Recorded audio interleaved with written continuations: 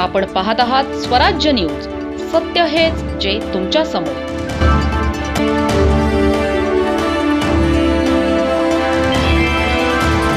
नंदुरबार जिल्ह्यातील शहादा तालुक्यातील प्रकाशा येथे आज युवक काँग्रेस आणि NSUIच्या वतीने वाढती महागाई आणि नीट पेपर फुटी प्रकरणाच्या निषेधार्थ रास्ता रोको आंदोलन करण्यात आले. अंकलेश्वर बऱ्हाणपूर राष्ट्रीय महामार्गावर हे आंदोलन छेडण्यात आले असून कार्यकर्त्यांनी केंद्र सरकार विरोधात जोरदार घोषणाबाजी केली. यावेळी केंद्रीय शिक्षण मंत्री धर्मेंद्र प्रधान यांच्या राजीनाम्याची मागणी आंदोलनकर्त्यांनी केली. नीट परीक्षेतील कथित पेपर फुटीमुळे लाखो विद्यार्थ्यांच्या भविष्याशी खेळ झाल्याचा आरोप युवक काँग्रेसच्या पदाधिकाऱ्यांनी केला. महामार्गावर ठिय्या आंदोलन करत सरकारच्या धोरणांविरोधात तीव्र संताप व्यक्त करण्यात आला. महागाईमुळे सर्वसामान्य नागरिकांचे जीवनमान खालावत असून केंद्र सरकार याकडे दुर्लक्ष करत असल्याचा आरोपही आंदोलकांनी केला. आंदोलनादरम्यान काही काळ अंकलेश्वर बऱ्हाणपूर महामार्गावरील वाहतूक पूर्णपणे ठप्प झाली होती. परिस्थिती नियंत्रणात ठेवण्यासाठी मोठा पोलीस बंदोबस्त तैनात करण्यात आला होता. पोलिसांनी आंदोलनकर्त्यांना समजावण्याचा प्रयत्न केला, मात्र कार्यकर्ते आपल्या मागण्यांवर ठाम राहिले. यानंतर पोलिसांनी युवक काँग्रेस आणि NSUIच्या पदाधिकारी व कार्यकर्त्यांना ताब्यात घेत आंदोलन समाप्त केले. वाहतूक कोंडी टाळण्यासाठी पोलीस प्रशासनाने वाहने पर्यायी मार्गाने वळवली. तरीही काही काळ महामार्गावर वाहनांच्या लांबच लांब रांगा लागल्याचे चित्र पाहायला मिळाले. दरम्यान नीट पेपर फुटी प्रकरणातील दोषींवर कठोर कारवाई करून विद्यार्थ्यांना न्याय द्यावा अशी मागणी आंदोलनकर्त्यांनी केली आहे.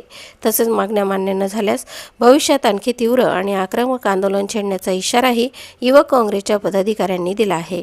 प्रतिनिधी नवनीत बागले आणि वृत्तनिवेदिका सीमा पाटीलसह स्वराज्य न्यूज, शहादा. धुळे जिल्ह्यातील साक्री तालुक्यातील जैताण येथील नवीन ग्रामीण रुग्णालयात वैद्यकीय अधिकारी आणि नर्सिंग स्टाफशी वाद घालून शासकीय कामात अडथळा निर्माण करणाऱ्या तिघांना निजामपूर पोलिसांनी अटक केली आहे.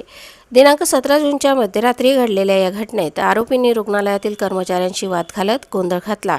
परिस्थिती नियंत्रणात आणण्यासाठी पोलीस घटनास्थळी पोहोचले असता आरोपींनी पोलिसांशीही हुज्जत घालत दमदाटी आणि मारहाण केल्याचा आरोप आहे.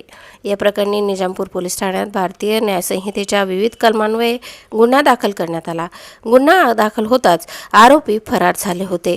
प्रभारी अधिकारी सहाय्यक पोलीस निरीक्षक मयूर भामरे यांच्या नेतृत्वाखाली विशेष पथकाने शोध मोहीम राबवत सनी त्र्यंबक बोरसे, दीपक कैलास जाधव आणि श्याम छोटू न्याहाळदे या तिघांना अटक केली.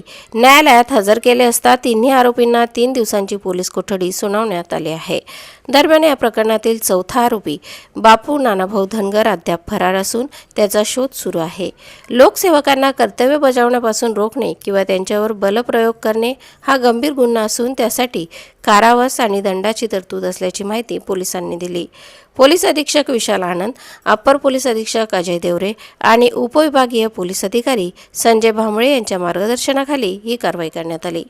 प्रतिनिधी अजिम शेख आणि वृत्तनिवेदिका सीमा पाटीलसह स्वराज्य न्यूज, निजामपूर.